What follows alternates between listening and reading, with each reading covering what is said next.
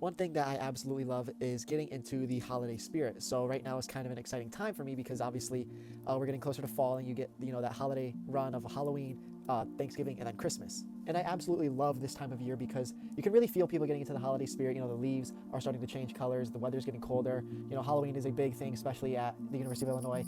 That's a big sort of, I guess, party weekend. And then Thanksgiving, I love the food for Thanksgiving. I'm also a big Dallas Cowboys fan, so it's been a yearly tradition to watch the Dallas Cowboys play on Thanksgiving.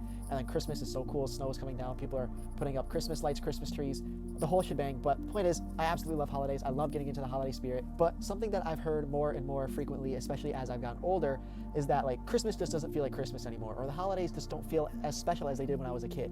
And this is something that I've personally felt as well. It just feels like that magical element of these holidays just is non-existent. But earlier today, I had a bit of an epiphany, and I sort of realized that as you get older, your responsibility during the holiday season sort of changes a bit, and you are now sort of responsible for being the one to provide that magical experience. And that leads me to the overarching point of this video, is that, it's important for you to be a provider and to provide other people with that similar positive experience that you had when you were a kid. Let's take Halloween, for example. Let's say you live in a neighborhood with a decent amount of kids, so there are going to be people trick-or-treating on Halloween.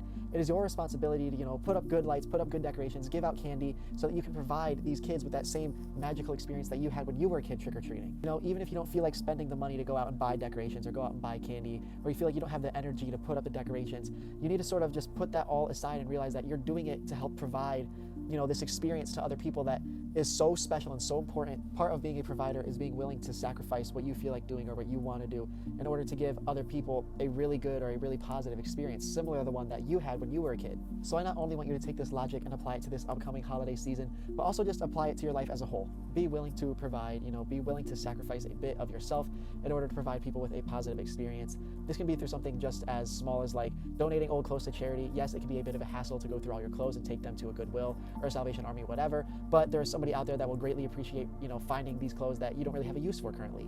There is a lot of selfishness in the world, but the more selfless that we work to be and the more that we work to help each other out, we as a society are going to grow so much closer, we are going to be so much healthier, and we are going to progress so much more as people. So the next time that you have an opportunity to help somebody out, you absolutely should take it.